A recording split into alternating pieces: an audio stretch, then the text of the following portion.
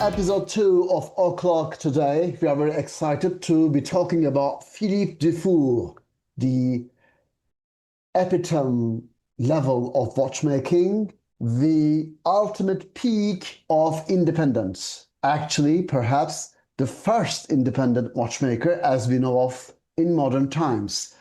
Philippe Dufour. So, Jean-Zep, I guess you didn't have the opportunity to delve into Philippe Dufour's work before, right? Well, I'll be honest with you, yeah, Thailand. This is a brand or a watchmaker that I knew almost nothing about until you mentioned that we should do an episode on him. But the more I've read about him, the more excited I am about, or more interested I am. So I saw that he has a history of working with JLC. Then he created a couple of pieces for Audemars Piguet before he went and created his own independent line, I think in 1992. But that in itself, his history up till he created the independent line, that itself is so extraordinarily impressive. Two very excellent watchmakers, and as you know very well, I'm a huge fan of JLC. So anyone who has worked with JLC, I'm excited to see what he can You are what he into. You makes. are into it immediately. Exactly, that was my hook. Yes, I mean it's a very interesting story because I mean as you said, 1992, right? He starts his own brand, and at that time it's kind of unheard of, right? I mean there must be obviously some, but it was not actually a main practice among watchmakers to set up a brand with their names on the dial. Whereas you can argue that that was pretty much the standard practice in old times, in the classical times, right? Because basically all the brands around were watchmakers' own brands with their names on the dials, and some of Yeah. them still survive as of today, like Patek Philippe. Okay, in that case, Patek Philippe were two different people, but one was watchmaker, right? Audemars Piguet is another example. So I JJ mean, Lecoute, although two different people, JJ and Lecoute, two different people and or Lecoq, yeah. exactly, right? Yeah. Um, in Patek Philippe's example, one was watchmaker and the other one was like the business kind of face, the marketer. I'm not sure about Gégé Lecoultre. Were both Uh, watchmakers? yes, I believe both were watchmakers. Ooh, Because you could, if interesting. you can still find some of these old timepieces with just JJ on it or just Lecoute. I've definitely seen the only Lecoute. I'm pretty sure both were independent watchmakers who at some point decided to merge. Very interesting and nice times, like, isn't it? I mean, small watchmakers around with their names on the dial, like purely artisanal. Very, very romantic, isn't it? Yeah, and you spoke about that Philippe Dufour was probably one of the first modern independent watchmakers, but he's by no means accessible. His watches are, if you're lucky, you'll probably get them for $1 million, and some of them go for True. as much as 5 million. True. So we are gonna get into it, right? So it's insane because I would say uh, he got extremely successful and he revived the this artisanal watchmaking school where the watchmaker is the brand, right? He actually brought back these times, brought back this business model, but not only that, he also brought back the classical, old school way of doing watches, right? So it's like insane transformation in one shot. Insane uh, road towards the good old times in one shot. So, but then, as you said, rightly said, his watches are not accessible at all. So we are talking sometimes about Rolexes being unobtainium, right? Yeah. For this guy, the level is even further. Is Yeah, he even is further. in It's like total made 220 watches yes, across all his exactly. lines, across his entire. So Across all fantastic his watches. lines, Yeah. 230 maximum watches made throughout all his career, spanning from 1992 till today, right? And long ago, basically, he closed the order book because he realized that it's impossible for him to do the ordered watches within his current lifespan. I mean, even though I mean he's optimistic about it, and if he thinks he's gonna make it till 100, still it's gonna be almost impossible to be able to make all the orders. And at this kind of realization point, he closed the order book. So now it's literally, virtually impossible to place an order to Philippe Dufour. If you want to get one, you need to go to the second hand. But Yeah. then, as again you rightly said, the second hand prices are insane. Well, so the floor pricing for second hand for his simplicity model, which we are gonna talk in detail very soon, is now around $500,000, right? It's like an insane money Yeah. for a very simple three-handle watch, right? Yeah. So some examples, some platinum examples go even higher. So it's not very uncommon to see hammer going for $750,000. Insane prices. I think even that's Then, optimistic. What yeah, what I was reading around, I think there's nothing going to be well for less than a million. I think even yeah, half a million exactly. or 750K is overly optimistic. Overly optimistic, exactly. So these are like perhaps bargain Yeah. prices when we are talking about Philippe Dufour. But then the 1 millions, right? So you get these. Then of course, I mean the model, the metal combination, and everything is kind of the most sought after. Or when we are talking about the special uh, anniversary watch, right? So the particular anniversary watch was made, I believe, in like a very limited edition of like 20 pieces, and it was The split whole in brand 10 is very 10. limited edition. Yeah. Like super limited, Yeah. like 10, like, and it was split in 10 10. So the first 10 was to be selected among collectors, like very high level collectors who I believe already had direct relationship with the watchmaker himself, or like who already had perhaps one or two Philippe Dufours who had like purchased way before, right?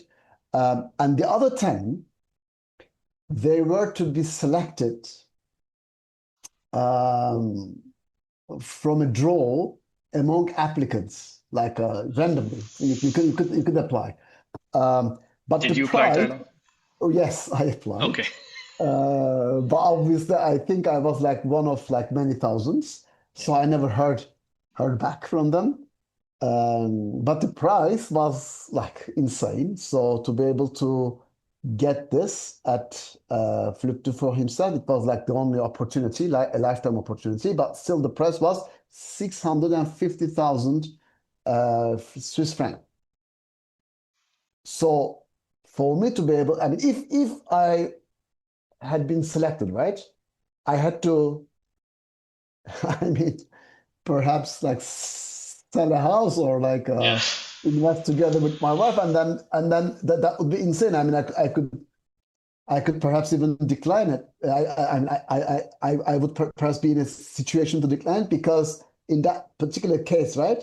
So this is, I mean, the question is whether or not to actually leave as a legacy one watch to your kids or a house. It's like as absurd as this, right? It comes down to this.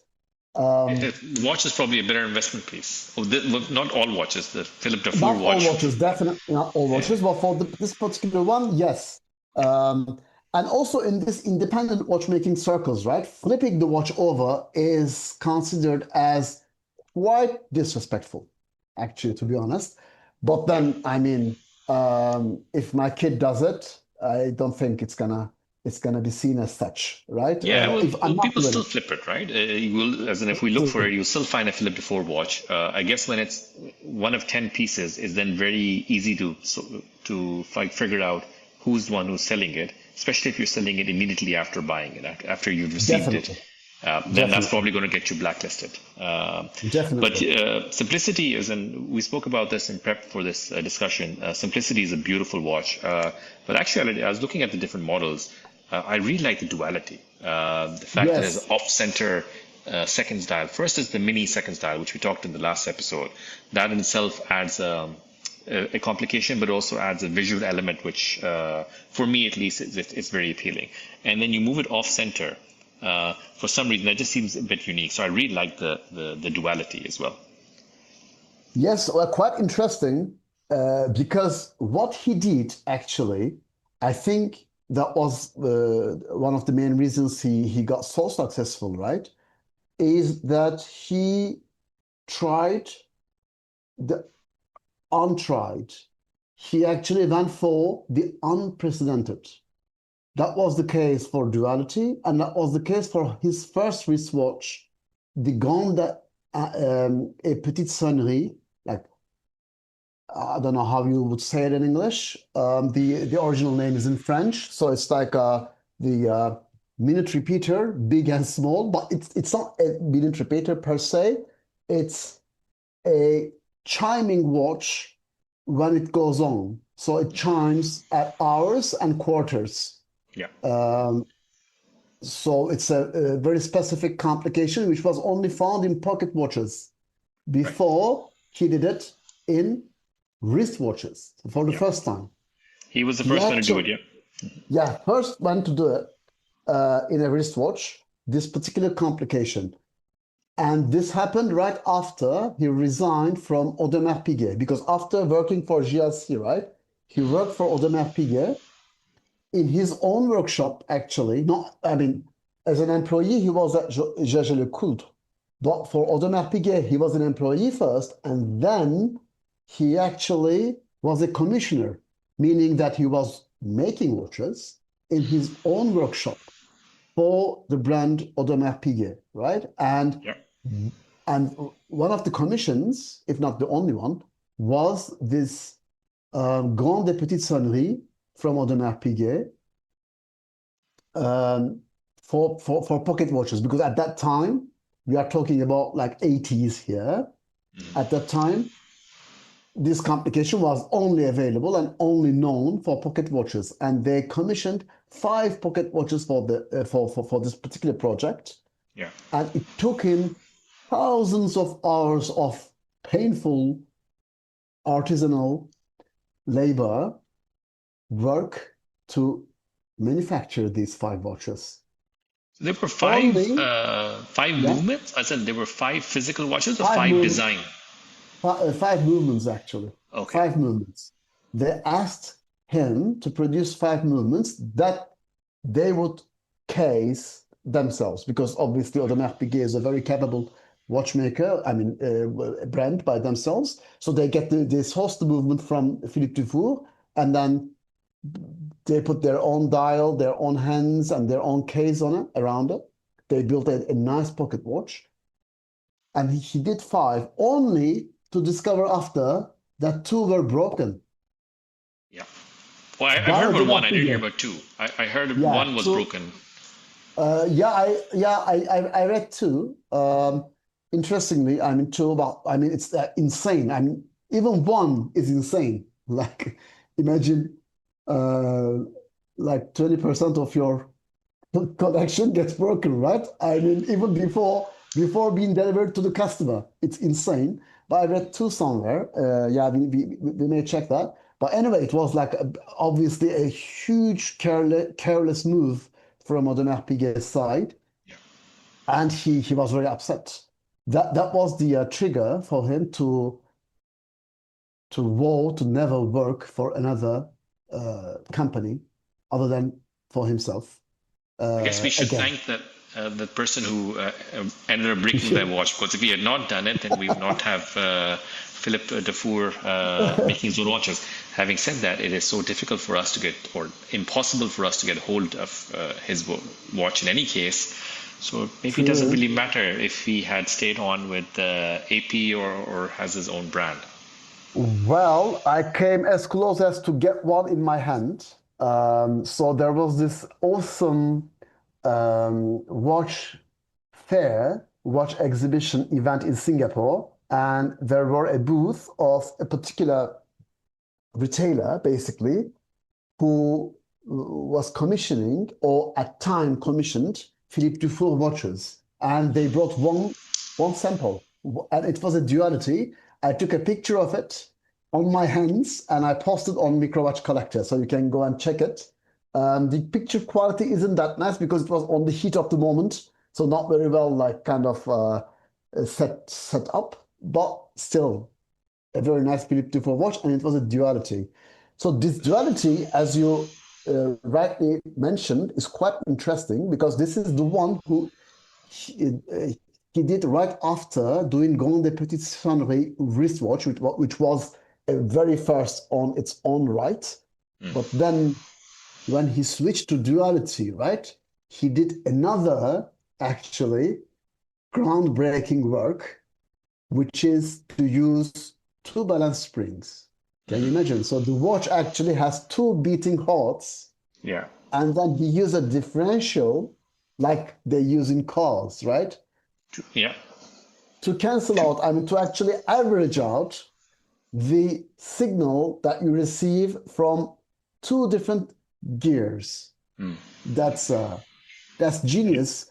Yeah. Yeah, right. And And the idea obviously is to increase the accuracy yeah. because the errors are going to cancel out.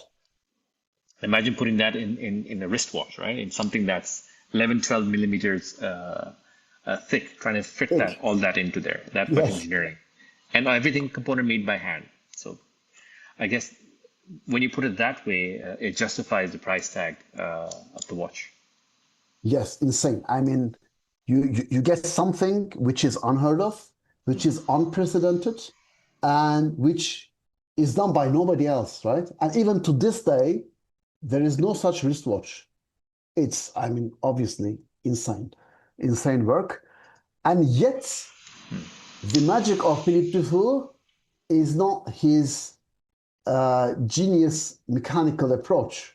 I mean, obviously it's there, but when we talk about Philippe Dufour, the first thing that comes to mind is his insane finishing. So the level of the mechanical ingenuity that he actually creates is insane, yet his finishing is even further insane. So the when you look at the movement, right, the bevelings, the Côte de Genève, and everything is so meticulous that it is peerless. It doesn't have like anything you can compare it with. So only now, after like 20, 30 years time span since the first simplicity, right?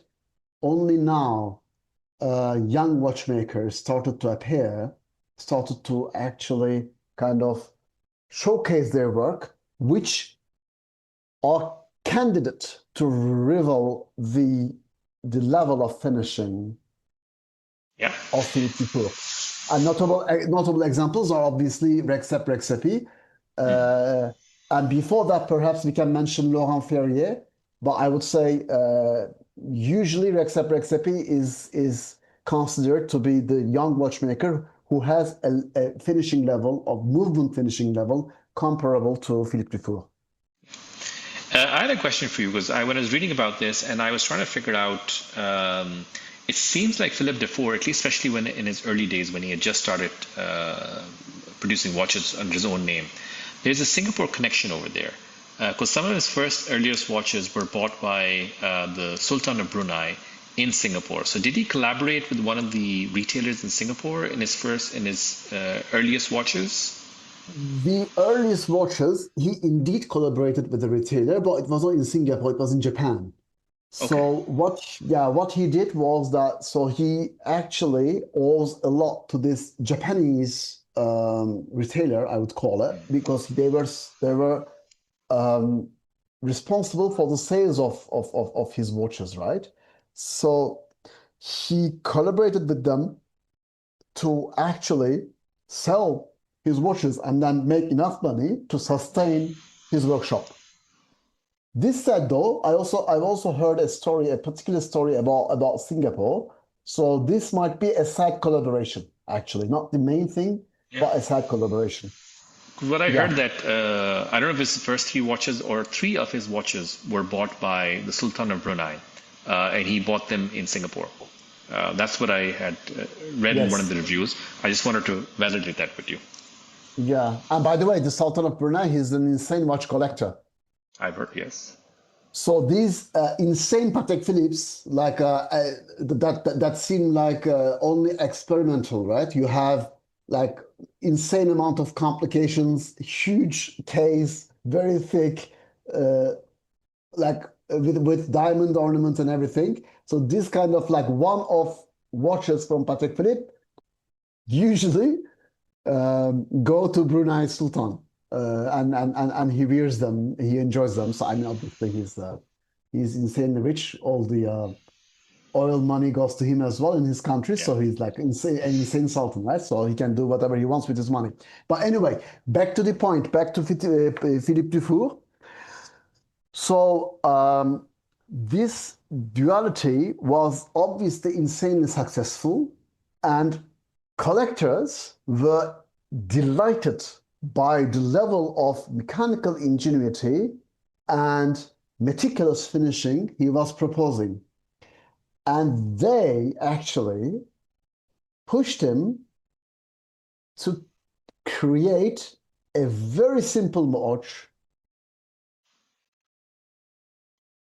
enveloping, containing all his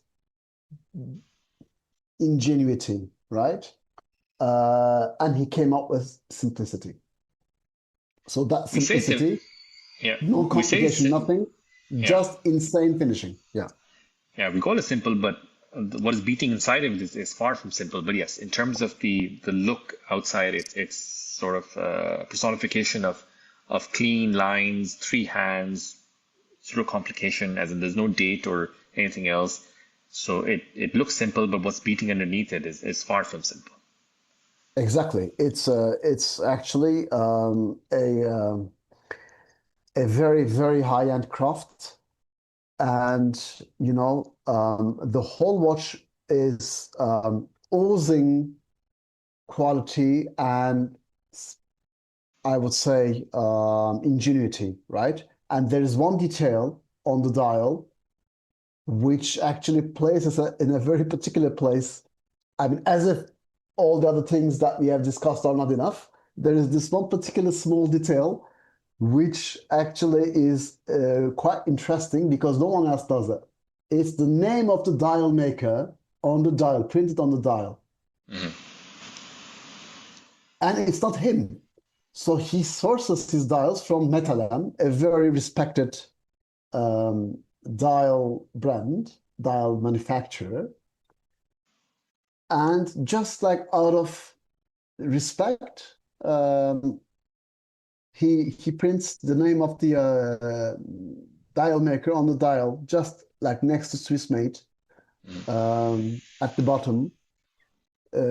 So usually this kind of practice is not seen because the watchmakers want to hide from where their source Yeah. or want to give the impression that they do everything by themselves, right? Whereas he just doesn't care. I mean, his confidence level is so high. He has proven himself in so many levels that he doesn't need to do this kind of tricks. On the contrary, Yeah. not only he tells it, but he prints on the dial. It's like a big statement, actually, big Yeah. act of statement, which is uh, which is admirable, I would say.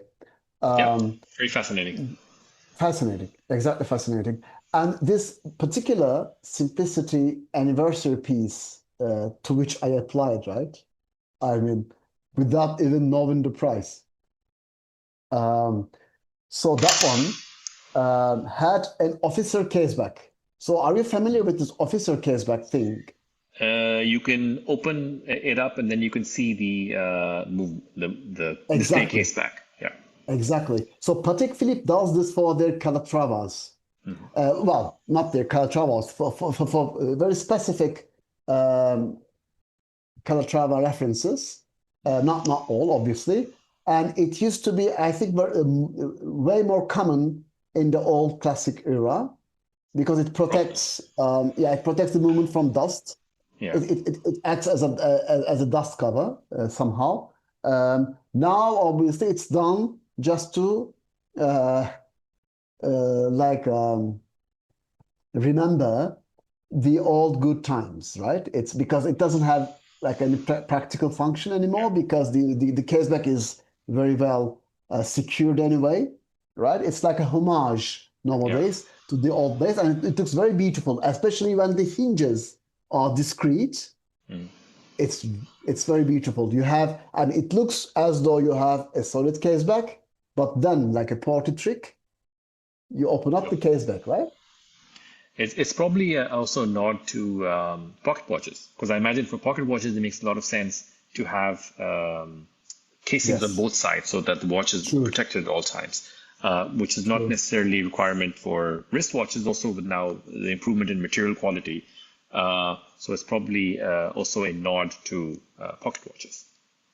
True. Yeah, with pocket watches, I think yeah, that was pretty much the norm because obviously yeah, so it's not sitting close to your wrist all the time. I mean, it's like on the table everywhere, so it's very easy for the pocket watch to catch dust, right? Yeah. Yeah, so Philippe Dufour is still working, basically, trying to clear the order list. And interesting enough, one of his daughters wanted to pick up watchmaking. I mean, she has the greatest master at home, right? Yeah. What a better way to be taught Hmm. in watchmaking. So she picked up. I guess he has 4 or 5 daughters, like Okay. quite a large family. Hmm. But none of them wanted to pick up watchmaking as a profession. And curiously, they were not encouraged by their father either. Well, it is. Because she, I don't know, yeah, Yeah. Yeah. I think I understand that because he spends most of his days in his workshop in Switzerland. yes. It's not the most exciting life, just working away with sort of microscopes and polishing movements. So you have to be, I think, deeply passionate about it. If not, it doesn't make a lot of sense. I agree. Because you know what? For us, right, when we look from outside, it looks like a fascinating, like almost magical thing to do, right? You create like mechanical works of art. This looks fascinating, perhaps for the outsiders, or especially for the enthusiasts like us. For Yeah. a layperson, for a random guy or random woman, it may seem not that interesting. But when it comes to his own perspective, as you rightly put it, he is the one who spent his life on these repetitive tasks. And it might not delight him as much as it delights us, right? Yeah. So, which is why he may not want us, her daughters, he may not want her daughters to actually pick up this profession. Well, I think it delights him, but that's why he's still doing it. But yeah, he probably doesn't. If the passion is not there within his kids, he probably doesn't want to force it on them unless they are extremely passionate about it. True. Yeah, yeah. I mean, yeah, true. I mean, his passion is there, so perhaps he may not be delighted, might not be the very right words to put this, but he might not find this particular profession perhaps not fulfilling for like every person.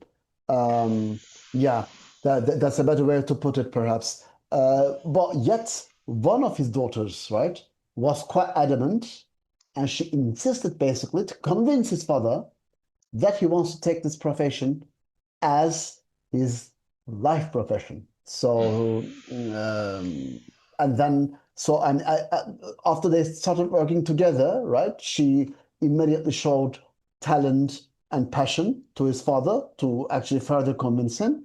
And I think it has already been like almost, I wouldn't say a decade, but more than 5 years. She has been on, she has been on working watches, and she, after Philippe Dufour taught him like every aspect of the art of the profession. She made a particular watch by herself, right? After I guess 5 years of workshop training, 101 with the greatest watchmaker alive.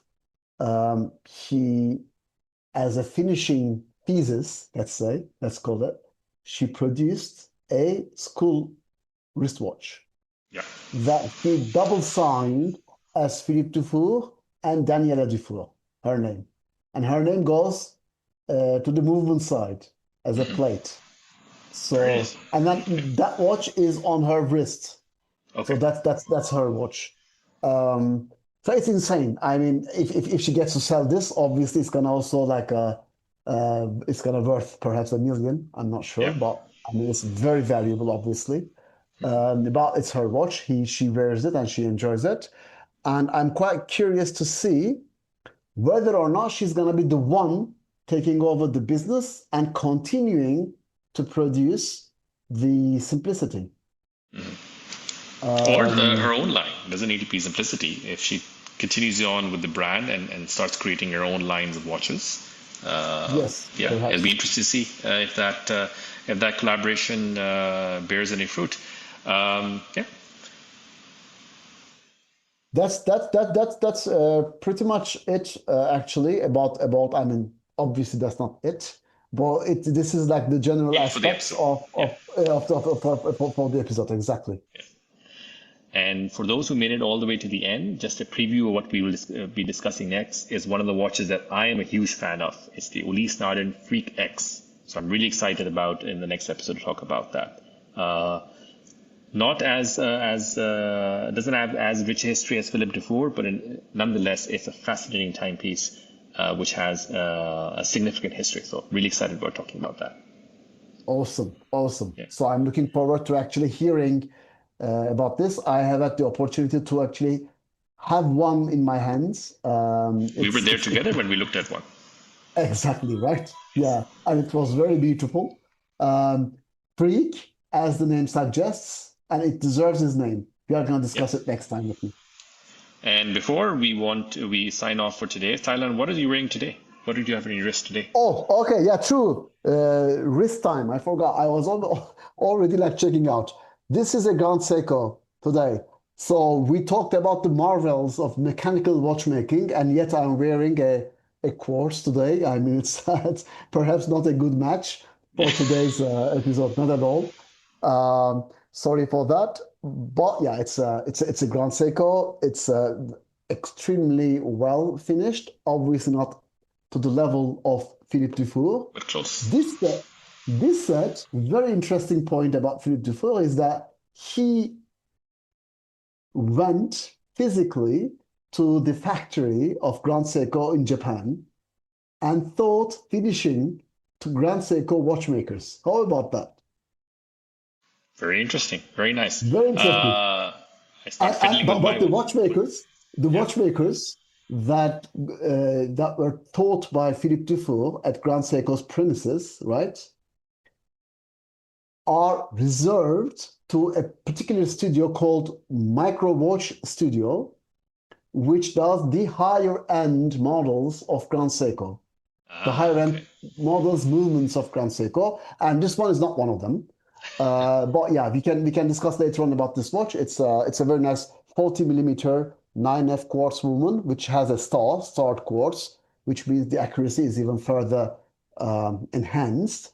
The thickness is 11 millimeter, so sits nicely on the wrist, even though my wrists are tiny, so it doesn't look oversized. Yeah. I'm wearing something a little more chunkier. It's the last watch that I've added to my collection. It's my Oh yeah. Tudor Black Bay GMT. So it's not the Black Bay 58 GMT, it's the Black Bay GMT with the opaline dial. So this opaline dial, the Black Bay GMT has been around for a while, but this white opaline dial came out, I would say, 3 years ago, plus minus. And I really like it. Has sort of that pearlish look to it. They call it opaline, sort of maybe has an opalish look to it. I really enjoy wearing it, but it's a lot chunkier than what you're wearing. I think this is 42 millimeters and 13.8 millimeter thickness. So very much in line with the Black Bay line, which is the watches are a little on the heftier side, but I enjoy sort of the heftier watches. I like so yeah. Sure. What is the case size? You said I couldn't catch that. 42 millimeters, and the 42. Okay. thickness I think is 13.8. So Oh, it is a hefty watch. like substantially heftier than mine here. And mine, I find it like borderline unwearable for me. But this one, but for you, I mean, the size is different story, and the preference, and then also the wearability for you is quite different. And that one, your watch looks like a Pepsi bezel. Did I see it correctly? It has Yeah, it red, has it it's has the blue. yes, it's a darkish blue, but yes, it is a Pepsi bezel. That's nice. That's Which, very given nice. that Rolex has discontinued its Pepsi and Coke variants of the GMT watch, maybe this will become more valuable with time.